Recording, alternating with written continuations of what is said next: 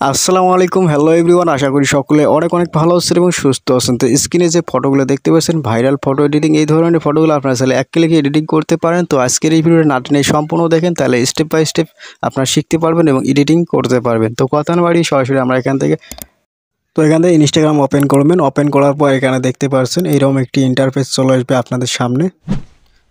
তো এখানে নিচে দেখতে পাচ্ছেন প্রোফাইল আইকন, এখানে ক্লিক করবেন। এরপর আপনাদের যে প্রোফাইলটা রয়েছে ইনস্টাগ্রাম আইডির প্রোফাইলটার একটা স্ক্রিনশট প্রয়োজন হবে। এর জন্য আপনার কী করবেন, আপনার যে উপরে স্ট্যাটাস বারটা রয়েছে এটা স্ক্রল করবেন। এভাবে স্ক্রল করার পর এখানে দেখতে পাচ্ছেন যে আপনাদের এখানে রয়েছে ড্রাগ মুড, অথবা দেখতে পাচ্ছেন ড্রাগ থিম। এই মুডটা অপশনটা চালু করবেন। তো চালু করার সাথে সাথে দেখতে পাচ্ছেন যে আপনার ফোনের যে থিমটা রয়েছে এটা কালো হয়ে গেছে বা ড্রাগ মুড হয়ে গেছে।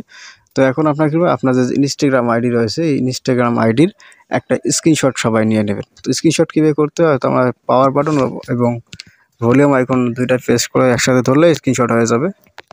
তো স্ক্রিনশট নেওয়ার পর এখান থেকে সরাসরি ব্যাক করবেন। ব্যাক করে হোম স্ক্রিনে চলে আসেন।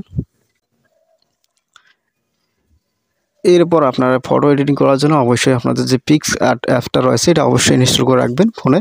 তো এখান থেকে আমি পিক্সআর্ট অ্যাপটা ওপেন করলাম। ওপেন করার পর এখানে প্লাস আইকন রয়েছে, দেন এখান থেকে প্লাস আইকনের উপর ক্লিক করবেন। এরপর এখান থেকে সি ওয়াল এখানে ক্লিক করবেন। এরপর এখানে দেখছেন একটা পিএনজি রয়েছে, এই পিএনজিটা আমরা সিলেক্ট করব, অ্যাড করব। তো এই পিএনজিটা আপনারা কোথায় পাবেন, এই পিএনজিটা আমার এই ভিডিওর ডেসক্রিপশন বক্সে ড্রাইভ লিঙ্ক দেওয়া আছে, চাইলে সেখানে ক্লিক করে আপনারা ডাউনলোড করে নিতে পারেন। এরপর আপনারা এইদিকে একটু সোয়াইপ করবেন, এইদিকে সোয়াইপ করলে এখানে দেখতে পাচ্ছেন অ্যাড ফটো, দেন এখানে ক্লিক করবেন। তো ক্লিক করার পর আমরা এখান থেকে আমাদের ইনস্টাগ্রাম আইডিতে যে স্ক্রিনশটটা নিয়েছি ওই স্ক্রিনশটটা এখান থেকে আমরা অ্যাড করব। স্ক্রিনশটের উপর ক্লিক করব, এরপর দেখছেন অ্যাড আইকন, দেন অ্যাডের উপর ক্লিক করলে ফটোটা অ্যাড হবে। দেন এখন ফটোটা কিন্তু বড় হয়েছে, এটাকে ক্রপ করতে হবে। এর জন্য দেখতে পাচ্ছেন নিচে রয়েছে ক্রপ আইকন, তো ক্রপ অপশনে ক্লিক করবেন। এরপর আমরা এটাকে একটু ক্রপ করে নেব এখান থেকে। তো এইভাবে ক্রপ করে নেওয়ার পর দেখতে পাচ্ছেন উপরে টিক চিহ্ন রয়েছে, এখানে টিক চিহ্নের উপর ক্লিক করবেন। এরপর আমরা এই ফটোটাকে অ্যাডজাস্ট করে নেব। দেখতে থাকেন ভিডিওটা, এখানে একটু স্কিপ করে দেব। ফটোটা এইভাবে অ্যাডজাস্ট করার পর এখানে দেখতে পাচ্ছেন অপাসিটি, এটা একটু আপনারা যে কমা বাড়া করে অ্যাডজাস্ট করে নেবেন।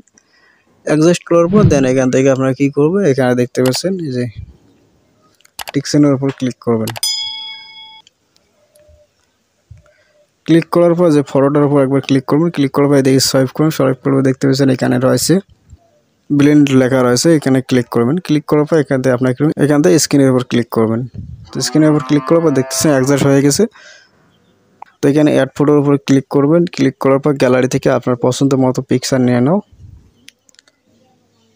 তো এখান থেকে আমার ফটো আমি নিয়ে নিলাম। এরপর অ্যাড ফটোর উপর ক্লিক করবো, এখান থেকে আমরা অ্যাডজাস্ট করবো এই জায়গায়।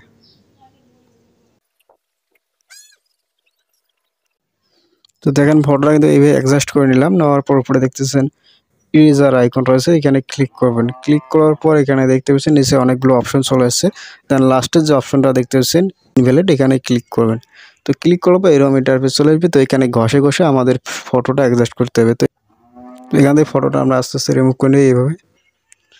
তো স্কিপ করে দিলাম, এখানে দেখতে থাকুন।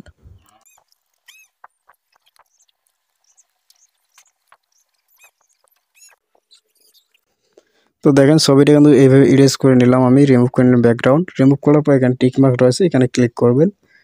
তো ক্লিক করার পর দেখতে পাচ্ছেন ছবিটা কিন্তু কত সুন্দর একটা লুক চলে আসলো, এই যে দেখতে পাচ্ছেন।